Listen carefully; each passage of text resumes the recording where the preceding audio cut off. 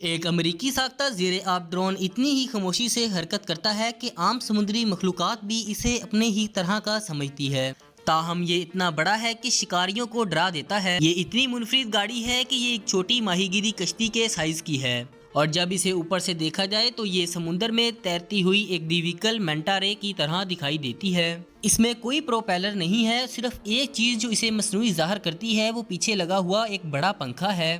یہ ڈرون امریکی آبدوزوں کی طرح خاموشی کی جدید ترین ٹیکنالوجی کے ساتھ بنایا گیا ہے، اور اسے استعمال کے بعد چھوڑ دینے کے لیے ڈیزائن کیا گیا ہے، جو اسے خطرناک دشمنوں کے ایریے میں داخل ہونے اور انتہائی خطرناک مشن انجام دینے کے لیے بہترین بنایا گیا ہے۔ ناظرین، یہ مصنوعی مچھلی ہر وقت اپنے ہدف یعنی چینی حملہ آور آبدوز کی تلاش میں رہتی ہے۔ گوسٹ فلیٹ، جو 100 سے زائد بغیر پائلٹ گاڑیوں پر مشتمل ہے، مکمل طور پر خود مختار جہازوں پر مشتمل ہے۔ ان میں جنگی جہازوں سے لے کر موبائل میزائل یونٹ تک شامل ہیں، جنہیں انسان کے زیر استعمال جنگی جہازوں اور زیر آب ڈرونز کی مدد کے لیے ڈیزائن کیا گیا ہے۔ یہ ڈرونز چینی جہازوں کو تلاش کرنے، ان کا پیچھا کرنے اور بعض اوقات انہیں تباہ کرنے کے کام آتا ہے، چاہے وہ پانی کے اوپر ہوں یا نیچے۔ ان میں سے ایک ڈرون، جو مصنوعی ذہانت کے ذریعے چلنے والا مصنوعی منٹا رے ہے، اپنے سینسرز کا استعمال کرتے ہوئے چینی جہازوں کے معروف سگنلز کی لائبریری سے ڈیٹا کا موازنہ کرتا ہے۔ جب اسے کوئی مواصلت ملتی ہے تو یہ بڑا زیر آب ڈرون خاموشی سے آگے بڑھتا ہے بغیر کوئی آواز پیدا کیے۔ آرٹیفیشل انٹیلیجنس 100% یقین رکھتی ہے کہ چینی آبدوز ہی ہدف ہیں۔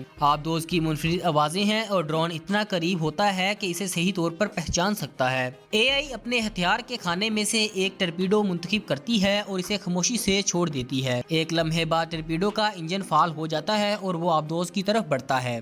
چینی آبدوز کا حملہ فوراً ٹرپیڈو سے آگاہ ہو جاتا ہے، اور جیسے ہی انہیں ڈرون کے قریب موجودگی کا احساس ہوتا ہے وہ خوفزدہ ہو جاتے ہیں۔ کپتان فوراً شور مچانے والے ٹولز چھوڑ دیتا ہے جو پانی میں ایک بلند آواز پیدا کرتے ہیں تاکہ ٹرپیڈو کو دھوکہ دیا جا سکے۔ ٹرپیڈو شور کی طرف بڑھتا ہے، لیکن ڈرون کی مصنوعی ذہانت اچانک شور میں اضافے کو ایک چال کی طور پر لیتی ہے۔ ڈرون اب بھی فائبر آپٹکس کیبل کے ذریعے ٹرپیڈو سے جڑا ہوا ہوتا ہے، جو صورتحال کو مزید کنٹرول کرنے میں مدد دیتا ہے۔ ٹارپیڈو پانی میں سفر کرتے ہوئے اپنے پیچھے ایک لمبی کیبل چھوڑتا ہے جو اسے ڈرون سے جوڑتی ہے۔ یہ کیبل ٹرپیڈو کو کمانڈ بھیجتی ہے اور اس کے راستے کو درست کرتی ہے، اور اسے چینی آبدوز کے مخالف تدابیر کو نظر انداز کرنے کا حکم دیتی ہے۔ چینی کپتان کا چہرہ سفید پڑ جاتا ہے، اسے معلوم ہے کہ اب وہ کچھ نہیں کر سکتا، لہٰذا وہ آبدوز کو فوراً سطح پر لانے کا حکم دیتا ہے، اس امید کے ساتھ کہ ٹرپیڈو کے ٹکرانے سے پہلے وہ سطح کے قریب پہنچ جائے گا اور زیادہ سے زیادہ عملے کو بچا لے گا۔ چین صرف اپنے کمزور پڑوسیوں کو ہی نشانہ بنا رہا ہے۔ گزشتہ سال ایک چینی جنگی جہاز آسٹریلوی فوجی جہاز کے قریب آیا جس کے پروپیلر کو مچھلی پکڑنے والے جال نے نقصان پہنچایا تھا۔ آسٹریلوی کپتان نے چینی جہاز کو آگاہ کیا کہ اس کے غوطہ خور پانی میں ہیں، جو کہ معمول کا عمل ہے۔ تاہم دیگر ممالک کی بحریہ کی طرح مدد فراہم کرنے کی بجائے چینی کپتان نے اپنے جہاز کو مختصر وقت کے لیے پوری طاقت پر چلا دیا، جس سے آسٹریلوی غوطہ خور زخمی ہو گئے۔ تائیوان کے ساتھ بڑھتے ہوئے تنازعات کے ساتھ چین کے ساتھ جنگ تقریباً ناگزیر نظر آتی ہے۔ اگر امریکہ کو چین کا مقابلہ کرنا ہے تو اسے اپنی فوجی وسائل کی کمی کو پورا کرنا ہوگا۔ ناظرین، چینی بحریہ کے پاس امریکی بحریہ سے زیادہ جہاز ہیں، لیکن چین کے بہت سے جہاز کھلے سمندر میں آپریشن کرنے کے لیے نہیں بنے۔ تعداد میں کم ہونے کے باوجود امریکی جہاز بہتر ہتھیاروں سے لیس ہیں اور ان میں زیادہ میزائل ہوتے ہیں۔ تاہم چین آہستہ آہستہ اپنی صلاحیتوں میں اضافہ کر رہا ہے۔ امریکہ کے لیے یہ مشکل ہے کیونکہ اس کی بحریہ کے عالمی فرائض ہیں، اس لیے وہ چین کے ساتھ تنازع میں اپنی پوری طاقت استعمال نہیں کر سکتا۔ منٹا رے میں کچھ واقعی غیر معمولی چیزیں شامل ہیں جو کسی بھی ڈرون کے لیے ایک اہم ضرورت تھی۔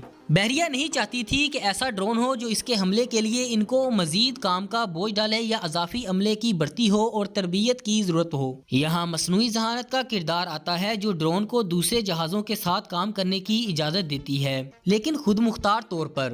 بحریہ کو مکمل طور پر خود مختار کر دیا گیا۔ یہ ایسا ہتھیار ہے جسے استعمال کرنے کے بعد بھول جا سکتے ہیں۔ منٹا رے میں اپنی بجلی پیدا کرنے کی صلاحیت موجود ہے۔ فی الحال منٹا رے کی تفصیلات بہت زیادہ راز میں ہیں، لیکن ایک مشکوک طریقہ جس کے ذریعے یہ زیر آب بجلی پیدا کر سکتا ہے وہ خود سمندروں کی لہروں کا استعمال ہے۔ اگر ڈرون کو دیکھا جائے کہ یہ سمندر کی تہہ میں نیچے جا کر اپنے مقام پر نصب ہو جاتا ہے، پھر یہ ایک پنکھے کی طرح کا آلہ لگا سکتا ہے جو سمندری لہروں کی توانائی کو پکڑتا ہے اور اسے برقی چارج میں میں استعمال کرتا ہے اور یہ دنیا بھر میں بجلی پیدا کرنے کا آسان طریقہ مانا جاتا ہے۔ روس اور چین کے ساتھ نئے سب مرین کے میدان میں موجود ہونے کی ضرورت کے ساتھ اینٹی سب مرین جنگ کے لیے فوری توسیع کی ضرورت بڑھ سکتی ہے اور منطقے کے ساتھ ساتھ اسی طرح کے دیگر ڈرونز بنائے جا سکتے ہیں۔ یہ خود مختار ڈرونز یہاں تک کہ اپنی طاقت پیدا کرنے کے قابل بھی ہیں۔ امریکی بحریہ کے لیے وہ برتری فراہم کر سکتے ہیں جس کی اسے ضرورت ہے تاکہ وہ اپنے اوپر حملے ہونے کے آغاز کو روک سکیں، جس سے پوری دنیا کو مہنگی قیمت ادا کرنی پڑے گی۔ اگر ایسا کوئی جنگ شروع ہو جاتا ہے تو امریکہ کے زیر آب نیٹ ٹرمینیٹر جلد ہی تیار ہوں گے۔